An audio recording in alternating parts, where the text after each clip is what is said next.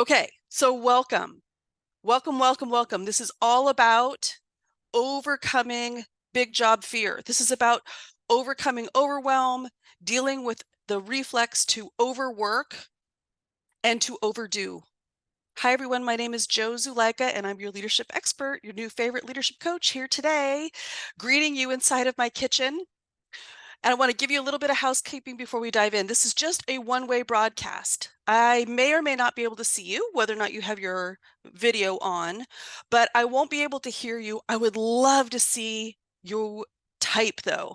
I love to keep these interactive. I like to keep these popping. I want to be able to answer some of your questions as we go. So I will be offering you the opportunity to give me some feedback, to type in the chat, to share some things. I won't share your name. I'll just read the comments and then be able to respond. Because if my superpower is teaching, training, and coaching, my super fuel is connection. It means a lot to me for us to feel like we have a dialogue, even if it's sort of this one-way broadcast. I am going to be sharing the 4 key steps of becoming a completely confident leader. And I am going to explain how if you want to come work with me directly, you can get a bonus to do so at the very end. But at the very first, I just want to give you an overview for everything that I know a confident leader needs to cope with when they're on their journey. I have been in leadership development for over 30 years. I have hired, trained, mentored, managed over 5,000 people in leadership positions. I've been in a corporate setting navigating my own up-leveling of my career, dealing with my own imposter syndrome, nerves, overwhelm, stress, desire to overwork, to meet expectations, all the things, as I also coach other people through it too. So I have this blend of personal experience and also expertise teaching and training that inform my work so that I can bring what works to you. I have lots of experience, and if you haven't ever met me, I want to share just a few things about my career so you know why I have something to train and teach. I have developed internal training programs for lots of companies and maybe some that you've heard of. I have been a keynote speaker at some very big stages, like the Harvard Club.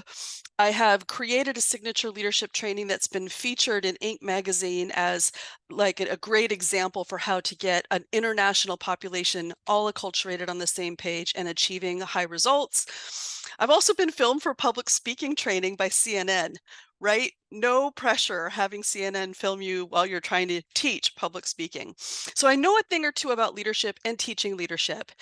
Currently, I work for myself and I am a guest instructor at Google, where some of you will also work, where I coach and mentor over 300 women in leadership skills with coaching every year as they uplevel their career. So I wanted you to know a little bit about me and where I come from if we haven't been acquainted, so that you know that I'm not just fresh off the boat. Okay, so what I'm going to share with you are the 4 key areas that I see women go through, people in general, but I really specialize in women in leadership as they rise up in their career. When you get your next biggest job, when you are at the level that you have never been at before, there tends to be this shakedown of confidence and skill gap that really bring on a cascade of stressful experiences. And that's what I'm going to share with you today. Before I do, though, I want to talk about you. If you're here, chances are you are a high achieving, high performing woman who has confidence, who has leadership mettle, who's got the reputation for getting stuff done, who's just a high performer, but you are also overwhelmed and you might be driving yourself really hard. If you've recently been promoted to the highest level that you've ever been, or if you've been in your big job for a long time, either way, you may be adapting to the pressure to exceed expectations by overworking. And that's what I'm all about, training you so that you don't have to do that anymore. That is not the solution to coping with a high level position with a lot of responsibility. So this is for you. If you don't really have a strategy for yourself other than overworking, if you come at your big job on a daily or weekly or quarterly basis and think, I just got to double down and get this stuff done, if you have little to no guidance above you, teaching and training and mentoring you, this is for you. Because what has gotten you this far is not what gets you to the next level. You have already exhausted your reserves of grit and figuring it out and flying by your wits. When you get up to a certain level, those types of strategies just wear you down. Can I get a hell yes if it's a hell yes? Can I see some types in the comments? How y'all doing with this level setting? I'm hoping that what you're here for is to get help now, because struggling, striving, pushing, grinding it out is not a long-term strategy. You can be doing that for years. You can be managing burnout right at the threshold, walking that tightrope for a long time, and it's really unhealthy and it's not necessary. So I'm all about getting tactical processes in your hands and support to be able to implement them so that you can stop overworking and still exceed expectations. Okay, so I'm kind of low tech, as you can tell, as I'm like coming on live inside my kitchen. I'm not going to use slides. I created some poster board for you, and I'm going to pull that up now. But what it's going to share with you are the 4 areas that I see us commonly be triggered, the challenges that we experience when we level up, what each one of them is one by one, the inner narrative that each one sounds like, because they usually come with a cascade of secret thoughts that we're thinking that you may or may not even be aware of that you're saying inside. I'm going to share with you the ways I see women get tripped up, the way I see them get in their own way with each of these. I'm going to explain why it's important for you to address them fully, and then the solution for each, so that you see what the result is when you address each of these challenges. All right, so are we ready? Here we go. I'm going to pull up my very high-tech slide deck, my little art project here. And I'm going to pull us forward. And if you're wondering about, can you get the slides after this presentation? I think yes. What I'll do is I'll take a picture of each one. There's 4, and I'll send it to you with the replay. So the very first challenge, first of all, how are we doing? Are you like tracking? Are you feeling it? Do you have questions right off the bat? How are people doing? I'm looking in the chat right now. So hopefully you're tracking well and this is all making sense. I will be sending out the replay. If you're here, that's great. If you're joining on replay, I'd love to see you even comment on the replay. All right, I'm seeing some comments come through that you're excited and you're feeling good. Okay, great.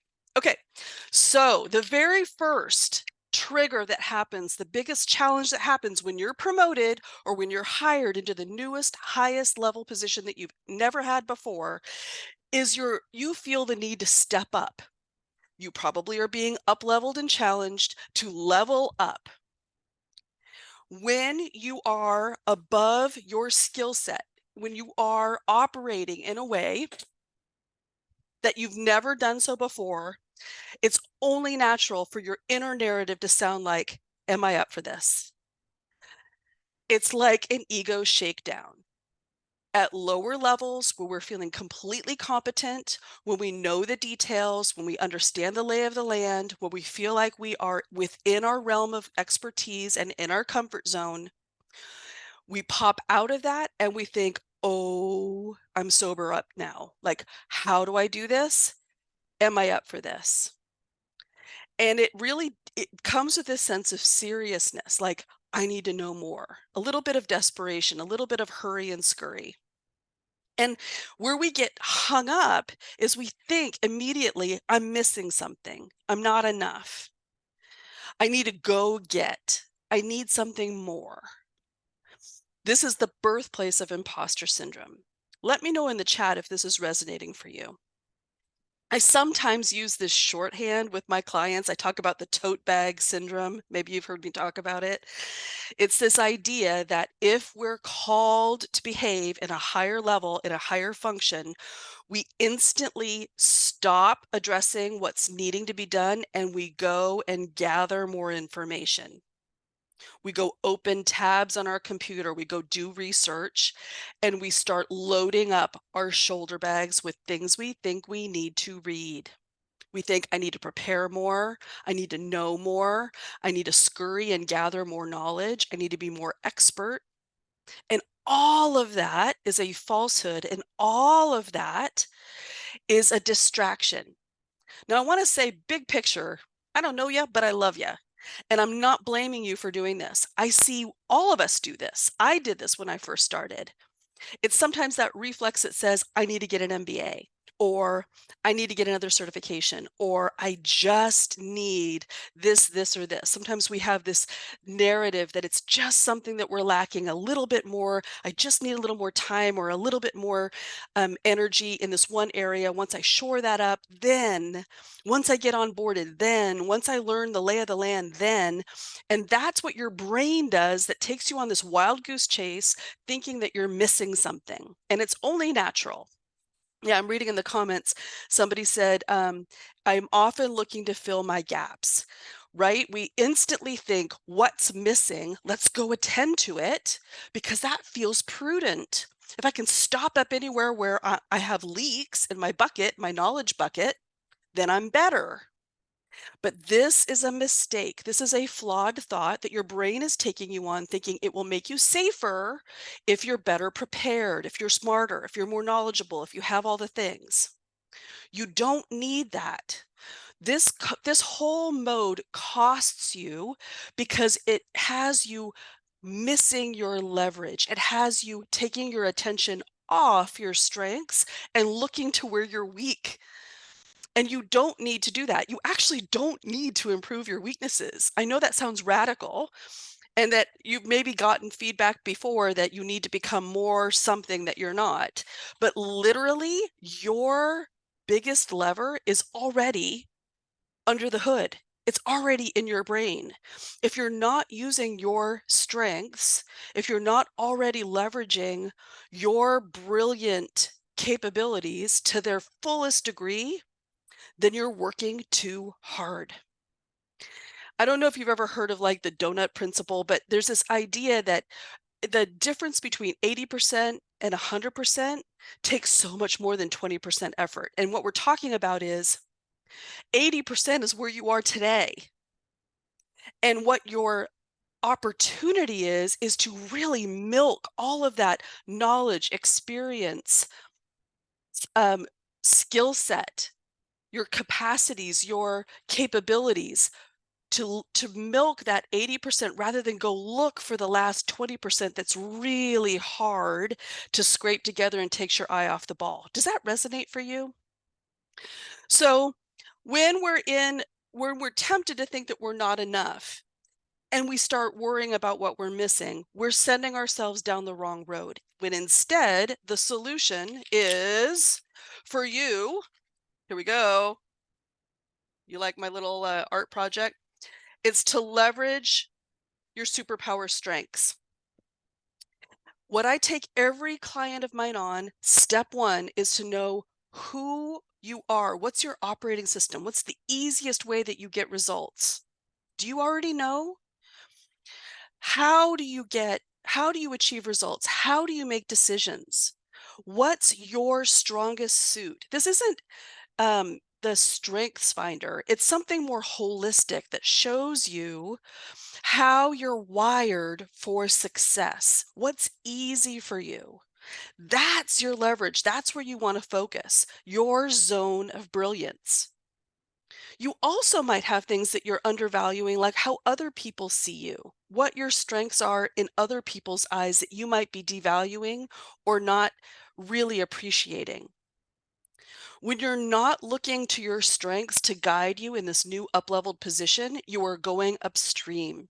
You're spending too much energy paddling against the current. And I like to say it sometimes it's like driving with your foot on the brake. It's so tempting to think that you need something more, but what you need is to understand what you already have, and you need to understand how to leverage it even further. This means you don't have to be the smartest person in the room when you're leading the room. A lot of us feel really nervous going into a meeting that we're supposed to facilitate or to weigh in on, and we don't have all the information. We feel exposed, we feel nervous, we feel lesser than. We think we need to prepare more. Load up those tote bags, read on our commute, understand more of the slide deck or the data or the proposal. You don't need that. You need to understand what your strengths are, like interpersonal skills or strategic process implementation, or helping other people see around corners what could go wrong. If you're not aware of that, that's where you should be looking, because it's the gold that you're not already using. When you're not doing this, you're going to be full of self-doubt. You're going to feel adrift. You're going to feel unsure of yourself. You're going to feel stressed. When you do address this and you really understand how you're wired for success and you're leveraging it, here we go. You ready? The result is solid self-confidence. It looks like being rooted, being clear about what you're good at, knowing your strengths inside and out, and knowing they're enough, and trusting that that 80% is all you need to get you through the meeting, to get you through the project, to get you through the program, to get you through the quarter. You don't have to become something else. You need to leverage what you already are. Let's see if you have any questions about this at this point. Does that surprise you? Are you thinking that you're not quite sure that this is enough and that you probably do need to learn more? I sometimes say, when we work in another industry than we came through the ranks, when you work in a radically different demographic with in a different realm of expertise that you don't have subject matter knowledge of, you're a better leader because you don't know all that stuff. You will start naturally leveraging what's easiest for you in your skill set, whether it's your relationship skills or your task-based skills or your ability to see processes or leverage people or implement things through teams. You'll do that when you don't know what you're doing. You use your strengths. Let's see what we say. If my strengths got me where I am today, let's see what I can't quite scroll. And what I did before isn't going to get me where I need to go now. How do I understand how to up-level my strengths in the new level? That's such a good question. So that involves first you becoming absolutely clear what you're good at and what you're afraid you're bad at. If you fear risking your reputation because you don't look smart enough, we want to address the ways in which you might be holding yourself back because you're afraid to look stupid in a meeting, for instance. And we want to address that fear to know you already are creative enough of a problem solver using the strengths that you already have to show up to that meeting and ask a question and know that it's not going to ruin your reputation. That's what leveraging your strengths would look like. It would be being curious, being present, being inquisitive, asking a question without worrying if the whole house of cards are going to break down because you've revealed that you don't know something. The best leaders don't know, they just ask. So for me to really get under the hood with you, I might want to actually feel into what has gotten you this far. Because what you might be overly relying on is your task mastery, your task accomplishment. And as you level up, you're not going to be able to hold those tasks anymore. You're going to have to move into realms that you don't know as well and coach and train other people and be present as you're expanding into these realms that are even outside of your own area of expertise. I don't know if that satisfies you as an answer because it's sort of a general one. Okay, I'm going to keep us moving and then maybe we'll have some time for Q&A. All right, the second challenge that you will experience as you're leveling up into a job that you're unfamiliar in or in the highest level that you've ever been If you're feeling overwhelmed, this might surprise you. This is a universal thing that I see in all of my clients. The stress leads them to need to calm down. Every time I look at this page, I think about the Taylor Swift song. Um, you need to calm down. You can raise your hand or energetically feel into this, that when we're up leveled, all of a sudden there's this nervous system shakedown where we feel kind of scared and nervous, and our nervous system is activated. We feel anxious, we feel worried, we might not sleep well, we're stressed out. It can lead to us feeling like we're always in a hurry or that we're missing something. When your nervous system is activated, you have to address that as if it was a standalone issue unrelated to your to-do list. Your to-do list doesn't help you handle stress. It's again this mental construct that we think if I'm busy, if I stay on top of things, if I just get enough done, I'll be less stressed. But your nervous system has already been activated and it's like it's away running. We need to learn how to calm ourselves down, because without it, if we just stay in action, if we just stay on tasks, something really evil happens where we start to peel away from ourselves. This is where we become sort of like a whirling dervish, a hustling maven, multitasking everywhere. I like to say it's like hurry and scurry, and we stay in action all the time because we think that that's the solution to get us away from the stress. Yeah, I'm reading a comment. If I'm more organized, I'll be less stressed. And I'll say to you with all the love and compassion, how is that working for you so far? Are you less stressed when you're more organized? Is it possible for you to be more organized, or are you tormenting yourself with this self um, torture that I'm not organized enough? It's my fault that I'm stressed. I need to get better on top of the details, and then things will be easier. This is sort of the distortion that happens for a high performing, high achieving woman person, but I'm coaching women, is we think that we're to blame for our stress. And that's not the case. If you have grown with your position, if your company has grown, if your realm that you oversee has grown, if your team has grown, and you haven't really changed how you work, then you're operating under that flawed construct that says, I just need to get better, and then things will be better handled. Does that make sense? And that's not the case. If you left your position and they had to backfill you with 2 or 3 people, we're seeing how we're complicit in our own overwhelm because we think it's up to us to work harder, to work smarter, to double time to get the shit done. And that's the flawed thought. So the inner dialogue is like, I'm just so overwhelmed. I'm so unorganized. I feel like I'm nervous all the time. I'm stressed. I just need to get organized. That's the dialogue of this challenge. That's the inner narrative. And the mistaken beliefs lead us to pushing ourselves harder and disconnecting more from what we really need to do, which is learn how to calm ourselves down and make better decisions with our time and energy rather than just grinding it out, pushing it out, and driving ourselves into burnout and overwhelm. So this is really, really important. Some of the women, when I first meet them and they're not able to find a way of tending to their nervous system, they're shaken. They're suffering migraines, weight gain, poor sleep, early menopause.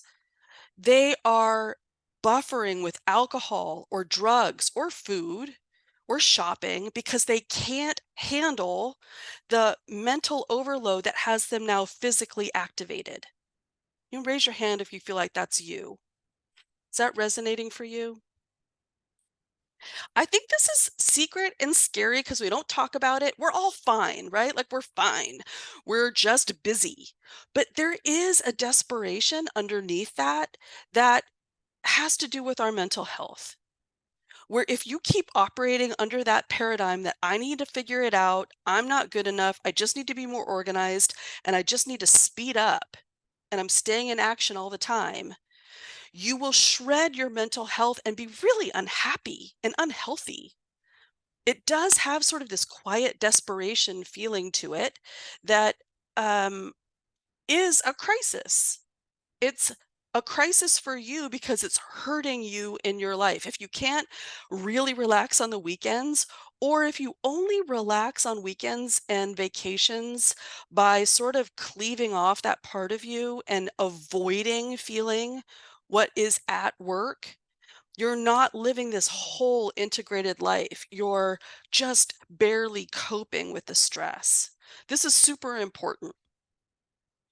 So what's the solution if this is the challenge that you're feeling of feeling nervous activation, feeling physical stress, having the tendency to push harder to try to get through and feeling disconnected?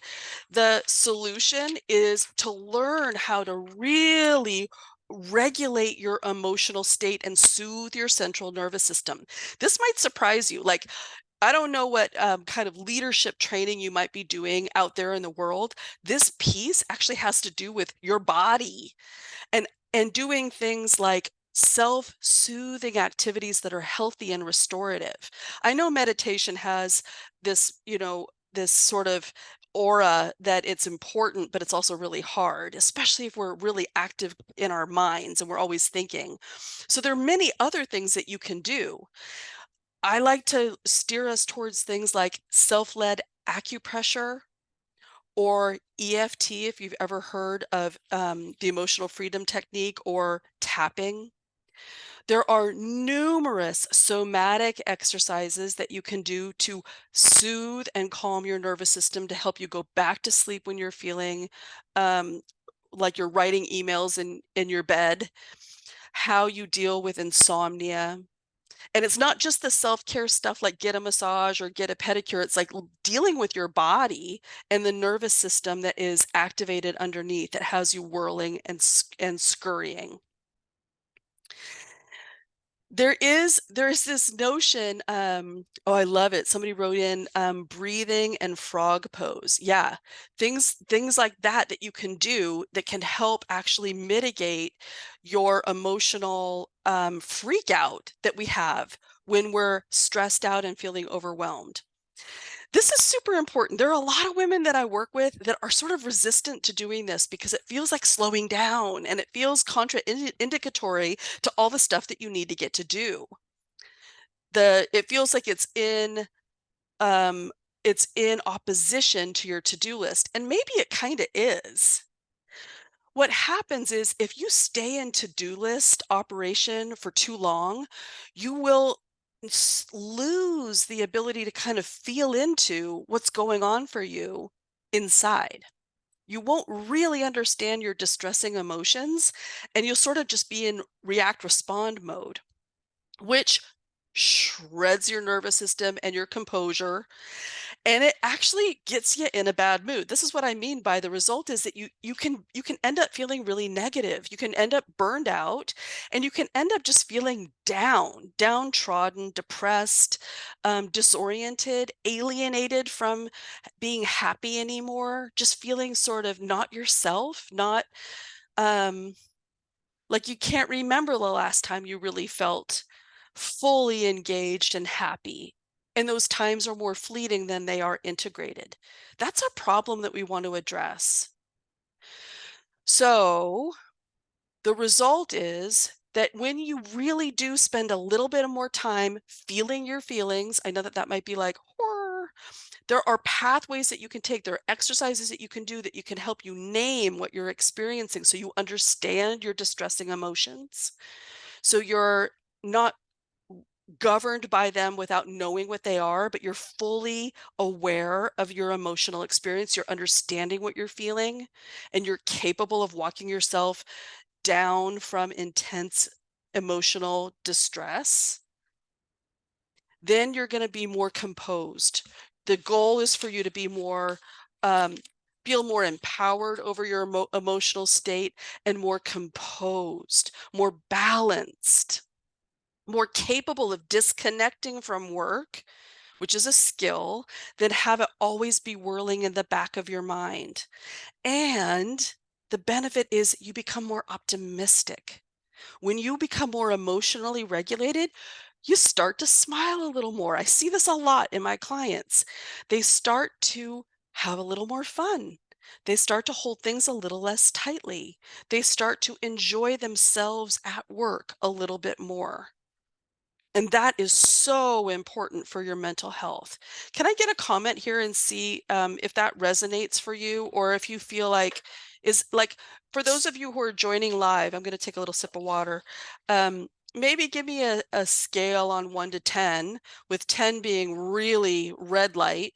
I'm very stressed. I can feel it in my body. I have some of those physical manifestations that I mentioned before, and 1 being I'm calm and cool as a cucumber. The minute I turn off my computer, I don't think about work. I love my life. I give my best every moment to wherever I am, right? With my kids, my partner, my cat, my house. I'm good. Let's get a feel for how you're doing with that while I take a sip.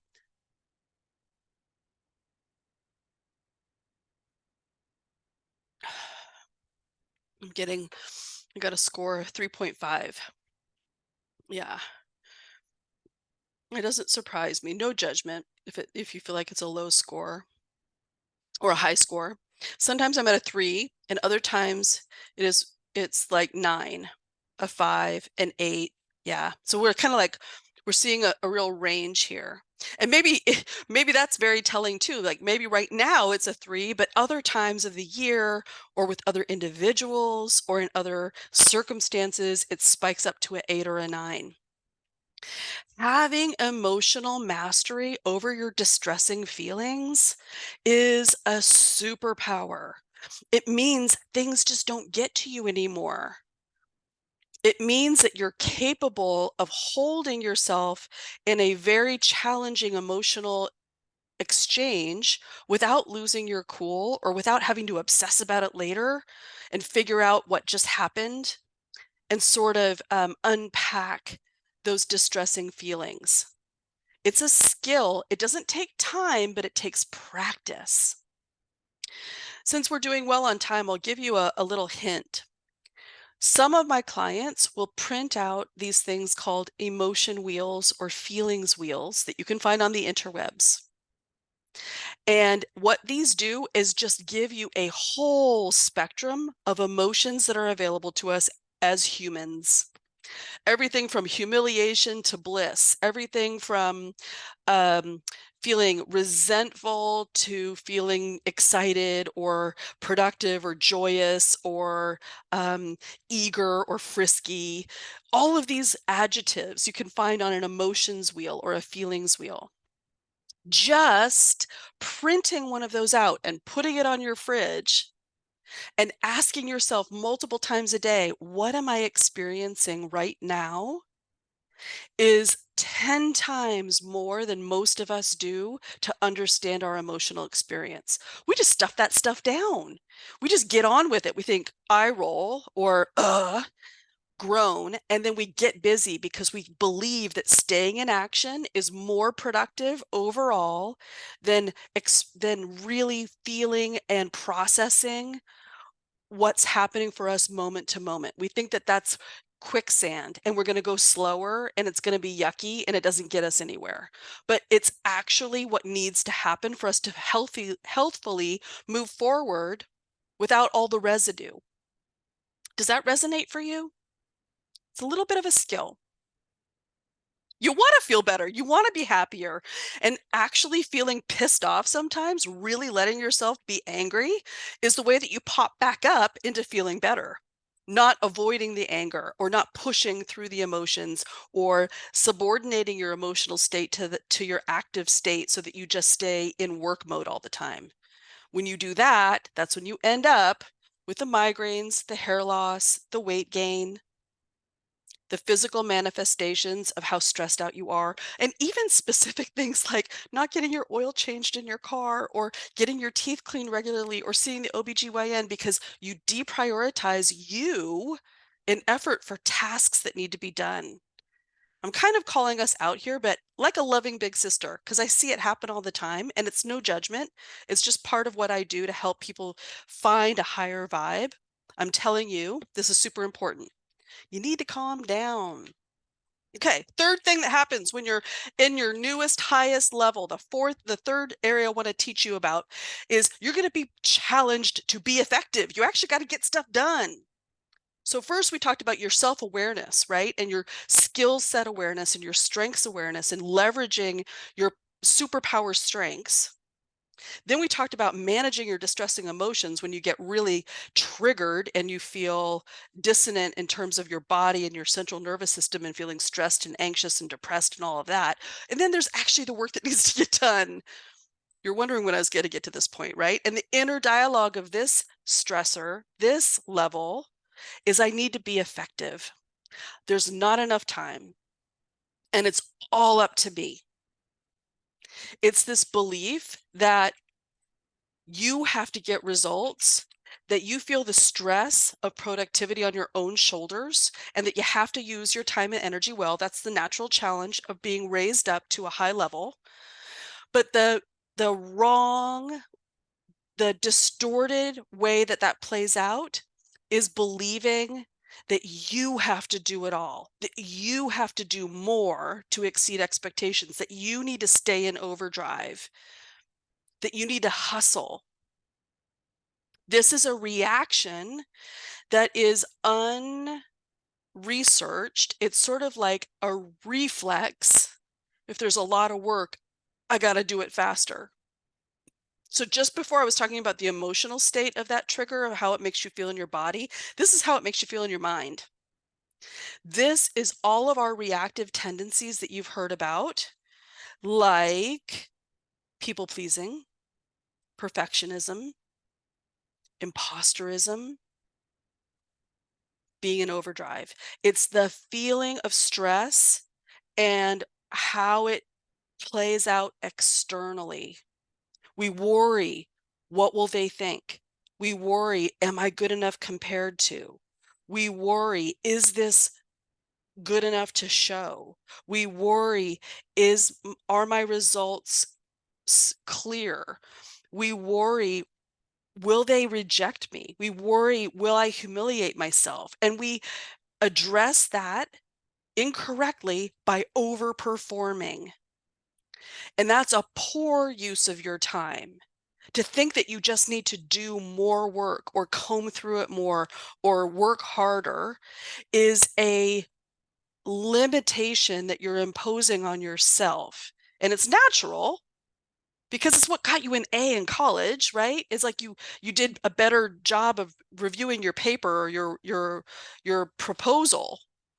But at this level, it's a poor use of your time if you're constantly trying to prove yourself to external forces. This leads to having really slushy boundaries. It leads to you saying yes to things when you should say no. It allows yourself to be used up, and it keeps you in the weeds. It keeps you tasking. When you're rising up to a new level, you've got to let go of some things to be even more effective.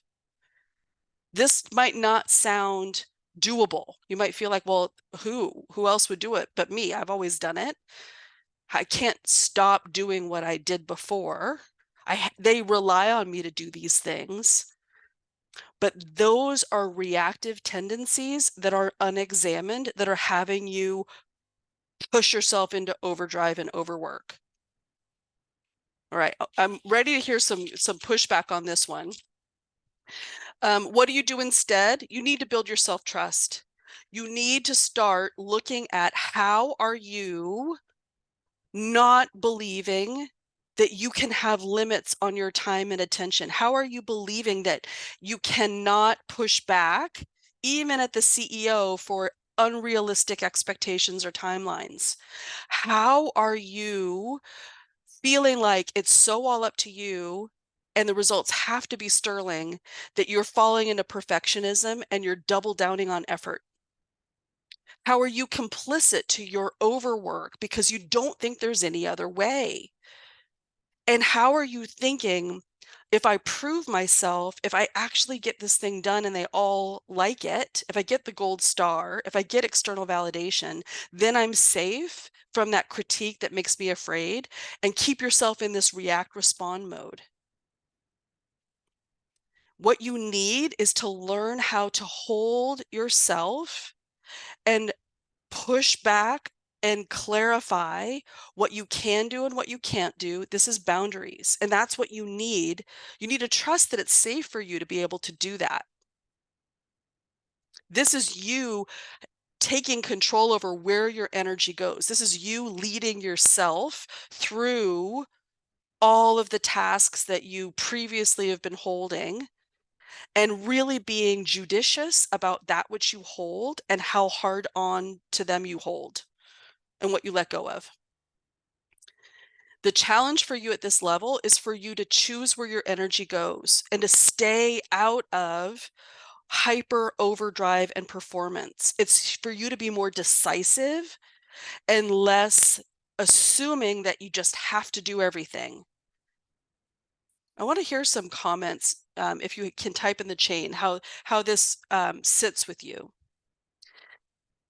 In my small groups, we sometimes flesh out an inner icon, she who is within us, that is the larger version of us, who is the leader within, who is our captain, who is the wise one. She's who we're growing into. She's who we're becoming. She's elements of other leaders that we know out in the world that we desire to be like too. When you're leveraging your inner captain, when you're leveraging your inner icon, she's not racing around trying to do all the things. She's leveling up and taking clear inventory of what it is that has her attention, and judiciously deciding what's a yes and a no, and not doing some things. That might feel super threatening to a high performer or a high achiever. It might not even feel doable. It might not feel reasonable, but that's only because you're living in an assumption that you have to be overwhelmed for you to be doing a good job. I see a comment coming in. Let's go ahead and read it. I found that when I build some boundaries and let some stuff drop, nothing breaks, and I'm able to make progress where it matters more. Mic drop. That's it. We can't hold, it's not like we hold on to all of the things, because if one drops, we fail. We fail when we're trying to hold on to all the things, because guess what? You're going to get surprised. You're going to get ambushed from your blind side with a key employee that resigns, or some problem with a process or a product that needs to be solved, with an emergency in your own world. And you've got to be prepared to handle the unknown, not saturating yourself with trying to handle all the details that you think are known and need to be handled in front of you. That is putting yourself at a disservice, because you're not giving yourself any bandwidth to expand, or to think forward, or to be more proactive, or to be even more creative, to ideate, to have new things come down the pike, to be able to collaborate with people. That's an energetic boundary where you say, I need time to think. I can't be scheduled back to back to back to back to back all day, every day in meetings. You can't. You get to say that. You get to say, this doesn't work for me. You get to decline meetings. You get to tell people, I can meet you for 25 minutes, but not 30, because I need a 5-minute gap between this and that. But many of us who have grown up socialized as women and wanting everyone to like us feel very nervous to say no, or to tell somebody, I can't do that. And this is where I want to kind of do like this sidebar. As you rise up, you don't really have a mentor or a really good boss anymore. Even if your boss is benevolent and lovely and cares about you, they don't really know how to mentor you. They don't really know how to help you solve the problems that are in front of you. They're just there for support or to unblock you or give you answers. When you get at that level, it's your responsibility to tell that person what you can do and what you can't do, not just assume that everything that you see undone should be done and done by you. That's a big thing that I see us do a lot. Is that resonating for you at all? It it really it's so surprising because even when you feel like I am an empowered, active participant in this company, there's still sometimes a little bit of a passive lean back where we sort of expect the powers that be to be really in charge, where we sort of decline authority to someone else, even over our own workspace or our own work life. But when you really see they're no smarter than you, they have a different job than you, and it's your job to really take authority over your jurisdictional area and make good decisions about time and effort that include you getting to go home at night and enjoy off time, then you start really being empowered. Let's see what the comments have to say. You just described me to a T. I'm afraid that I will forget something and not deliver. After meetings, I can't recall everything, so I record and listen to it later and try to deliver on everything that's in my court. So when the next meeting comes, I can respond to every detail from the previous meeting, come across as on top of my game, but it's exhausting. Yeah, and that's an assumption that you're making that you actually have to not let anything slide and that all those details are yours to own, which might not be a reasonable expectation for you at this level. We assume if something needs to be done and we do it, then we'll get praise and we'll be well regarded and thought well of and maybe promoted. And it's very habitual, it's very socialized, but it's not effective. It has you constantly in overwork and assuming responsibility that's not necessarily yours. So this is what I mean about being reactionary. It's like a reflex. It's like, I just, it's that sense of like no agency. I have to. And it's not empowered. It's like a shoulder shrug. It's like, what am I going to do? I mean, nobody else will do it. I have to do it. It needs to be done. It sucks. It'll be over soon. And I'm saying that there's actually higher ground for you than that. And I actually want to say, oh yeah, there's a comment. Don't build yourself up to be the single point of failure.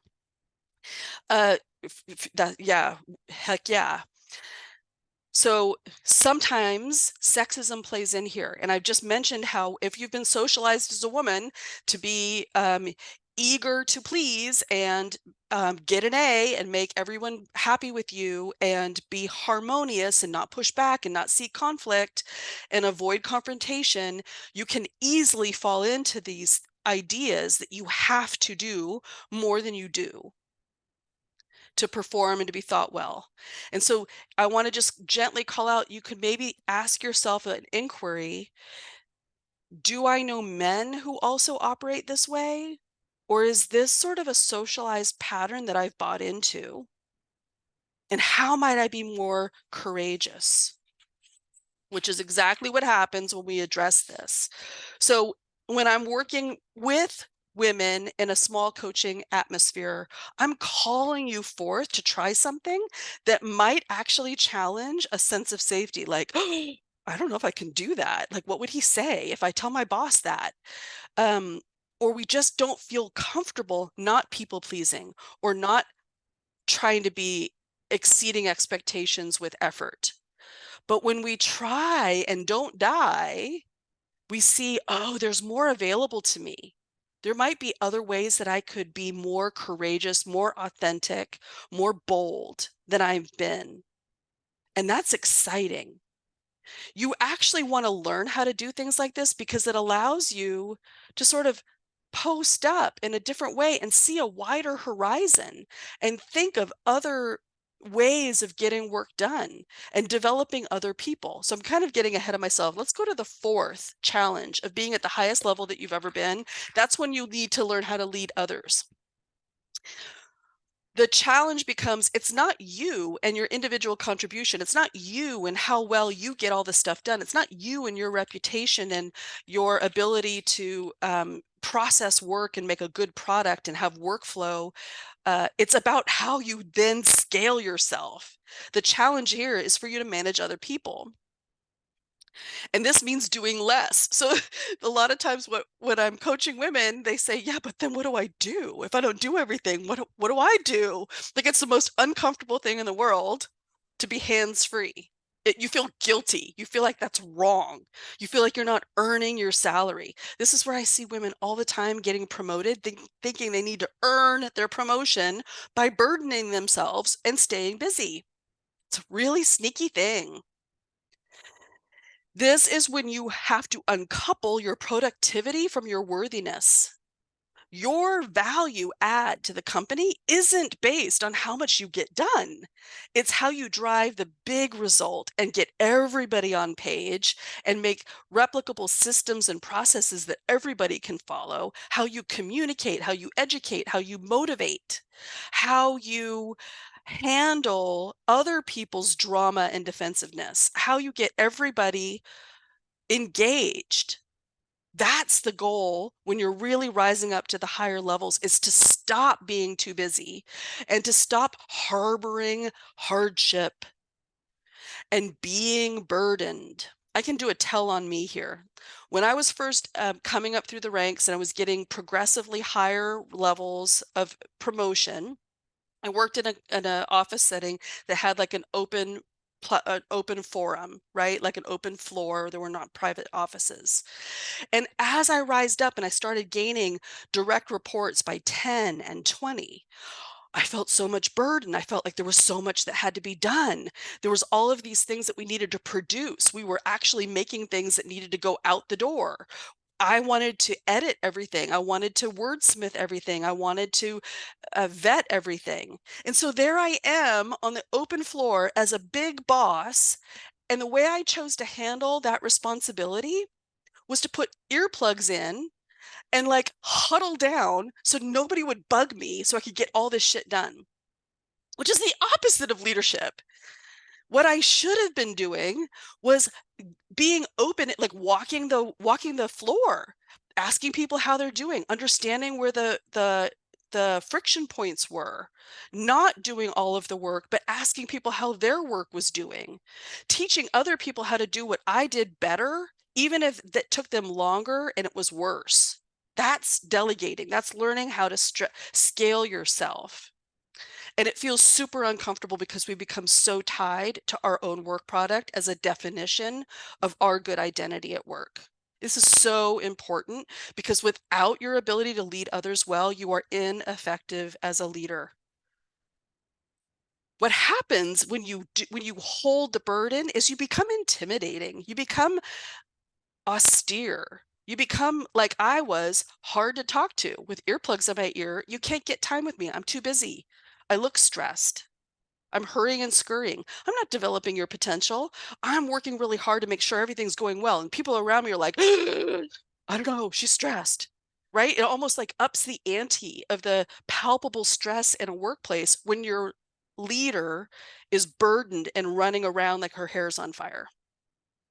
So your challenge when you're rising up is how do I shake loose from feeling the pace quicken? Like I need to keep that pace. How do I become more accessible? How do I raise my vision higher? How do I have more impact with less time? How do I give myself spaciousness so I can predict failure rather than have it fall in my lap and then have a fire drill? This is real problem solving, is letting yourself have some space, not feeling guilty that the whole team is working their ass off and you're sitting in your office thinking. That's really antithetical to a hardworking, high-achieving, solo-performing, individual contributor who has gotten accolades for her amazing contributions. It's a different energy system. It's like going from petrol to diesel. Like you have to shift into a totally different way that your engine runs. So, what's the solve here?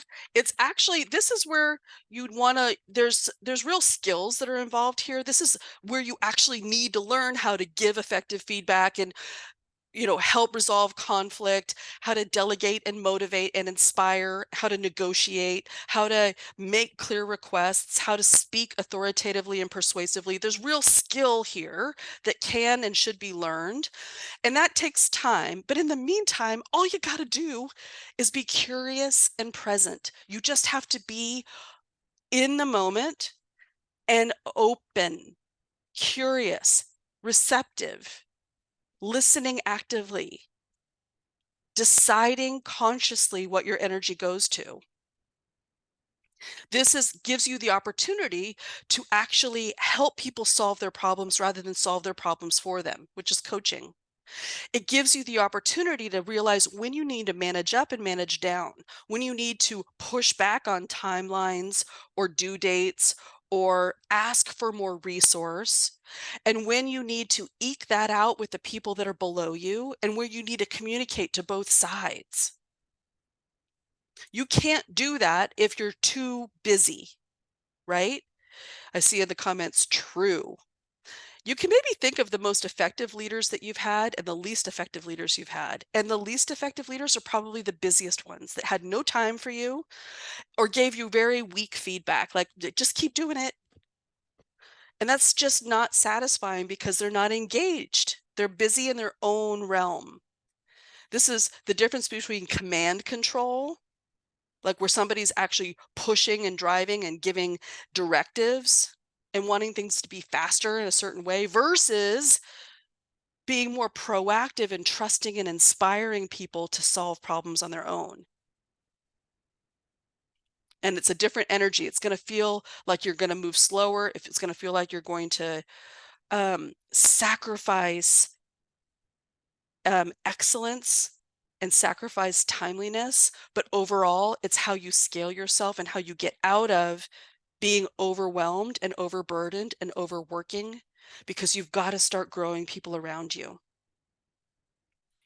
So when you're struggling at this level, when you're just taking on too much and you always have the furrowed brow and you always feel harried and put upon and frustrated, like sometimes you're just frustrated with everybody around you because they're not moving fast enough. You want to call yourself out here and realize, okay, I'm struggling, but what I really need to be focusing on is my legacy of impact. How do I make things better? What's the biggest need for me that other people can't do? How do I get myself out of the weeds? How do I rise up? How do I use my voice? How do I help other people handle their drama? That's what's needed at this level. And this is even something that you can do if you're not the big boss. You need to be thinking proactively. Your best value, if you want to be promoted, is to be curious and present for your boss. Help that person see what could be missing.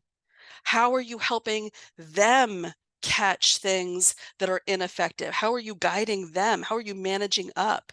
How are you getting what you need from them rather than being passive? How are we feeling about this one? Does this feel hard? Okay. All right, so that's my big overview of the 4 key areas that you will be called forth that have challenges embedded within them as you're at your highest level ever. Whether you've just been promoted or you've been at this high level for some time, chances are, if you haven't actively addressed these areas, if you haven't thought about them in such a way as we've talked about tonight, they're actively working in your backstory and drawing energy. So This is when I explain to you how you can get all of this on lock. How do you become the easy leader, the leader who exceeds expectations, the leader who has time and bandwidth, the leader who is self-managed and calm and accessible?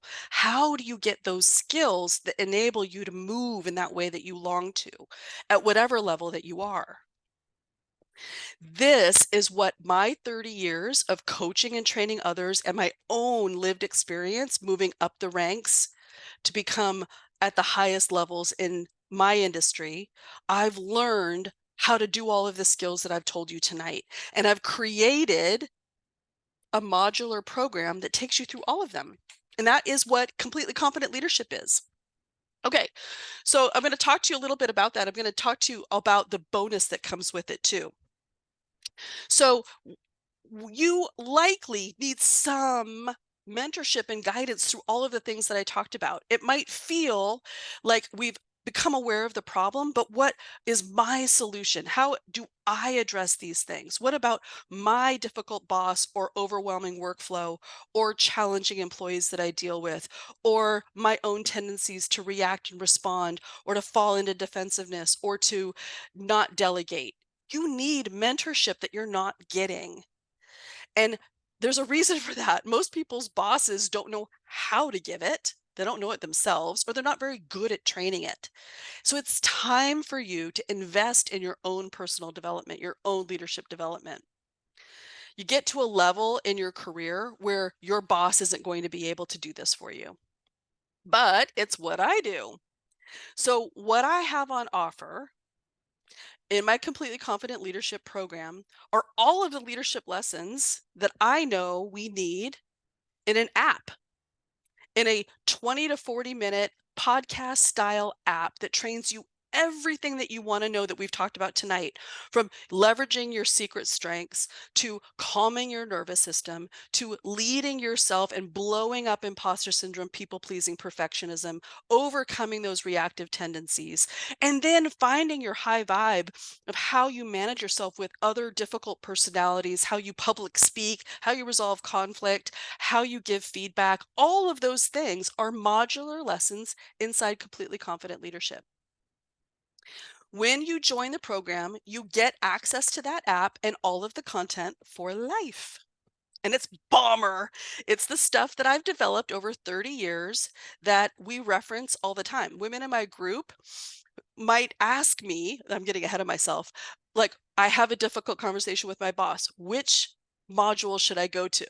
And I'll tell them chapter 3, number 4. And so you go straight there and you can listen to a module dealing with a difficult person that has authoritative power over you. And you can learn a modular way to incorporate a new pattern, a new pathway, a new process, a new framework that guides you through difficult challenges that no one's taught you. You need that kind of mentorship when you're kind of out there alone at the highest levels that you've never been before, and no one's acting as your guide. The way Completely Confident Leadership works is you get 100% access to all of those lessons the minute you sign up, and you can binge watch all of them if you like.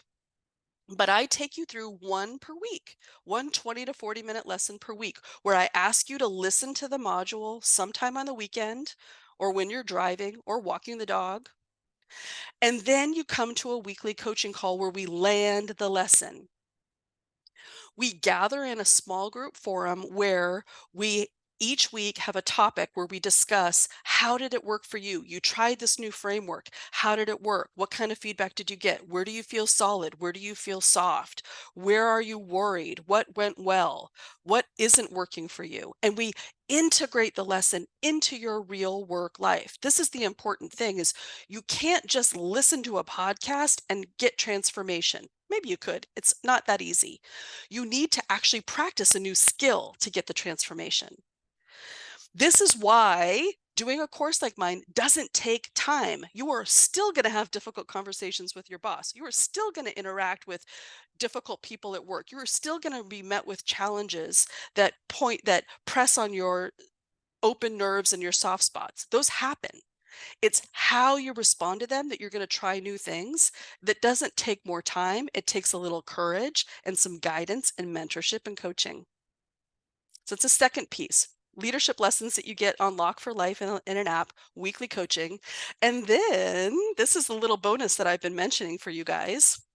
I offer a personal assessment inside the course so that you know what your gorgeous, brilliant, natural strengths are that we talked about in the first part, how you step up, and where you're driving with your foot on the brake. We do a beautiful assessment that helps you see clearly where your leverage is and where you're defaulting into reactive tendencies, where you're driving with your foot on the brake, where you're holding yourself back, maybe unconsciously. And while that is a module that stands alone, it is so valuable. I like to take new clients through it personally.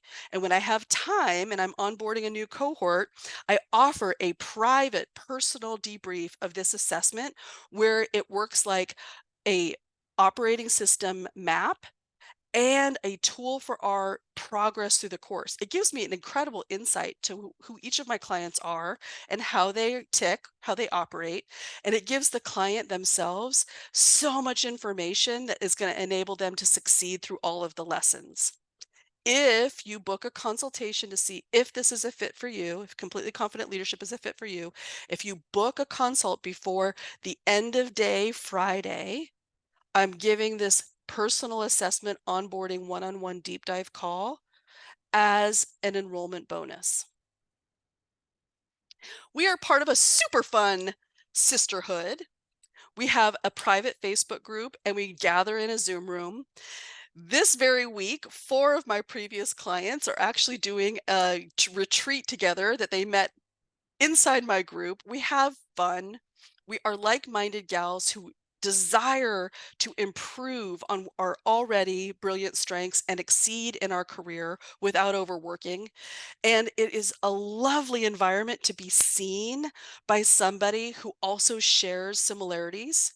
Sometimes you might come to a coaching call and see somebody else get coached in exactly a way that resonates for you. And that's a beautiful environment to be a part of. Inside Completely Confident Leadership, you also can get daily coaching.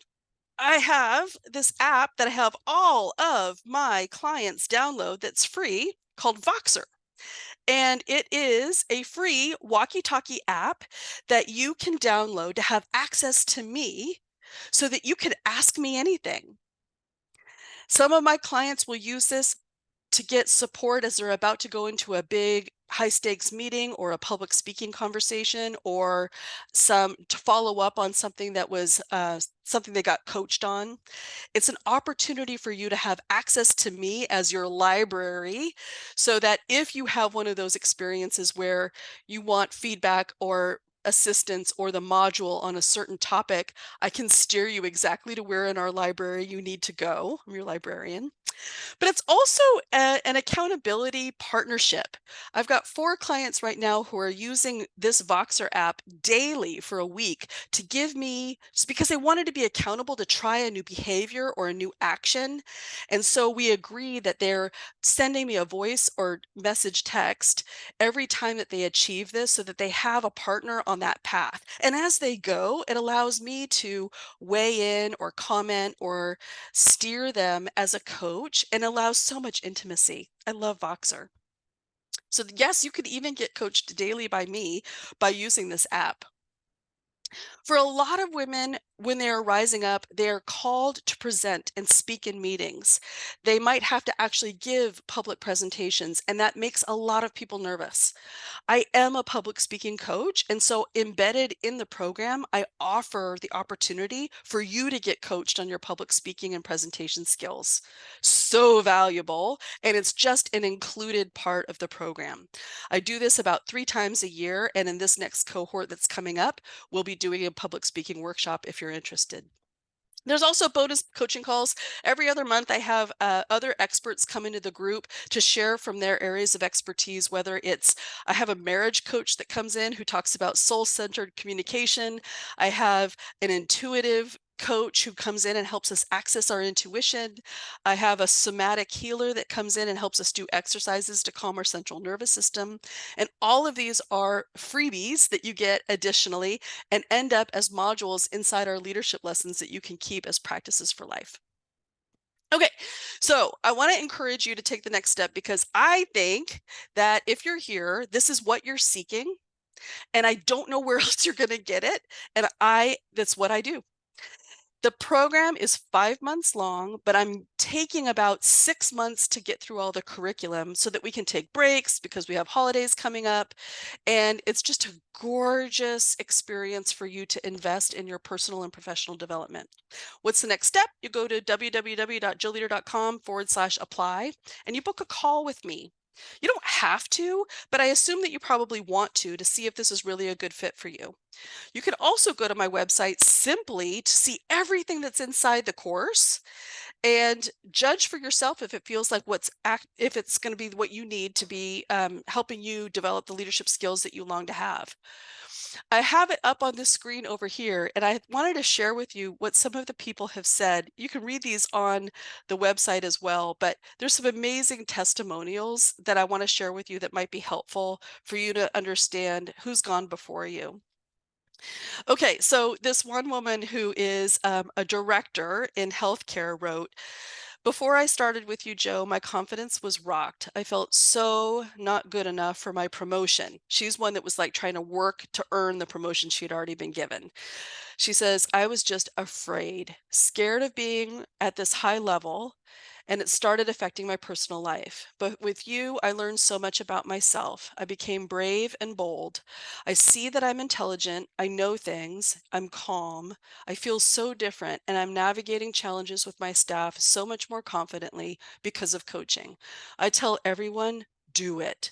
I knew nothing about coaching before. I thought it was like learning what to do, but it's had mind-blowing impact on me as a person and how I interact in the world with others." And then she finished with, "I love you, Joe." I do sometimes see myself as like a benevolent big sister who will kick you in the pants if you need it, but it is an intimate environment where if we're in this coaching container together, I do love on you, and there is a lot of fondness and care. Here's another comment. "When I first called you," this woman is she was elevated to the COO position of a nonprofit. I don't want to reveal too much, but had a very high level, high visibility position in the community, and she felt super exposed. And she said, "When I first called you, I was so desperate. I couldn't get started fast enough. I was crying all the time. I had what I thought was my dream job, and yet I was completely overwhelmed. I've come so far in 6 months. I was beating myself up before I felt responsible for everything. And oh, the people pleasing. Trying to prove myself as a good leader to everyone. Honestly, I thought I was going to quit." I hear that a lot. "I'm proud now of how far I've come. 6 months feels like such a long time ago, but then again, it feels really quick. Now I love my job. I cannot thank you enough." It was a really lovely client to have. Here's a really quick one. This woman is a tech manager, a program manager in a tech company, and she wrote, "I've been part of this group for less than a month, and the lessons so far have been life-changing. Thanks, Joe." So there's a little bit for you about how some other women who have experienced the program. You can go to www.jillleader.com and look at the group coaching training program so that you can see all the details. I want to answer some popular questions that I get about it. Oh, first of all, you want to know the cost. I always forget this. It's $3,000 for a 5-month program. This next cohort is going to be 6 months long because it comes over some big holidays. But you can also split that up. That's a 10% discount if you pay in full. It's $550 a month if you want to pay month by month to spread it out, but you can save 10% if you pay the whole fee upfront. So some of the questions that I get is, "I don't know if I'm really a leader. Is this for me?" And I always say, "Oh, heck yeah. In this program, you'll learn skills that you'll use in every area of your life. These lessons will help you nail a job interview. They'll help you know who you are. They'll help you navigate through your own reactive tendencies. They help you know yourself better and find your voice in sticky situations. Everything that you want to be able to do in your life can be found inside this leadership container. So I wrote a fun fact. The modules that I most commonly recommend when clients reach out to me for help are in the self-support section, that second section we talked about, and not necessarily about leadership at all. It's about the self-support and the nervous system calming and the emotional regulation and the emotional resilience to feel better. So there's lots of stuff here for you. What if it takes too much time and I don't have time? That's the last thing I've got is time. I like to say, I will onboard you personally to make sure that this fits. This isn't a displacement of your precious time. We will look at your natural patterns and find when you can listen to a 20 or 40-minute lesson at the beginning of your week and simply let it drift across your consciousness. As you're in the shower, as you're driving to work, as you're interacting with people, you will try new things based on what you've heard and learned, and then you will land the lesson in one lunch hour when we do our group call so that you can start seeing progress. This program does not take time. It gives you confidence. It gives you time back. It is not something you need to like think, oh God, I got to go to school. I got this thing I got to do. I've committed to this thing. We build this in so that without effort, you are starting to realize results. It's magic. And that's why I do onboard each woman personally to make sure she downloads her Voxer, she's got her app, and we have a path and a plan for how she's going to start listening to the curriculum and start joining the calls to get the learning embedded that she needs. What if I miss the live coaching calls? Not a problem. I have some clients that don't come to any of the live coaching calls. It doesn't work for them. They listen to them on replay. You get them all sent to you privately so that you can listen to the lessons later. And sometimes listening to others being coached is even more instructive than you being in the hot seat. How much time per week does this course take? I get that a lot. I've kind of talked about that a little bit. Like I said, the modules are about 20 to 40 minutes each. Each week I assign one, but you can scroll through all of them if you like. And you just let that training drift over you and try the new tactics during your work week. The coaching calls are an hour to discuss the results of your new actions and thoughts. But transformation happens not inside the lessons or the calls, but in the trying new things, which you're going to be doing anyway. You're going to be showing up to meetings anyway. You're going to be working anyway. So you're going to try some new things that isn't a displacement of time. All right. Do you need to do the course in a certain order? Nope. You can listen to any content that you like, and you can ask me for help if you have a particular challenge where to go. But I will be guiding the entire group in an order that makes sense to me so that we can get all the curriculum done in that 5-month period. And then lastly, how do you get personalized attention? Well, I'm going to onboard each woman to make sure she has all of her resources. If you book your enrollment call via joeleader.com/apply before the end of day Friday to see if this is a fit for you, it enables you to have a private one-on-one deep dive roadmap call about your operating system, about your leadership strengths. And then you can get coached by me every single week, either in the group calls or on Voxer privately one-on-one. And sometimes I'll actually pull you in if you want a special tune-up. I keep my groups really small, so I have time and space to be able to provide extra support. Okay, so those are the most popular questions that I get about completely confident leadership. And now it's time for me to turn it over to you to ask, do you have questions about how you would incorporate this or what your particular needs are? And what I'll probably do is stop the recording so that I can allow you to feel free to speak freely. How's that sound?